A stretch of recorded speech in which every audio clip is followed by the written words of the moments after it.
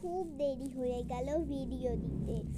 আর পর্যন্ত শরীর খারাপ ছিল, তোমরা তো জানোই, আমি বলে দিয়েছি সকালবেলায় মানে দুপুরবেলায়। তো তখন আমি ভিজা চুলে ছিলাম, তখন থেকে আমার ঠান্ডা লেগেছে, বললাম তো ঠান্ডা লেগেছে।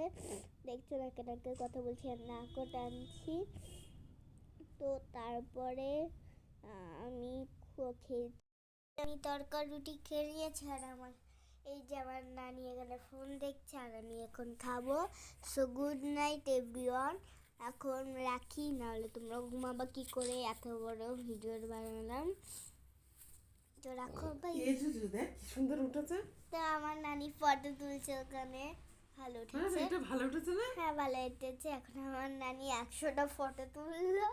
তো তো এখন রাখি।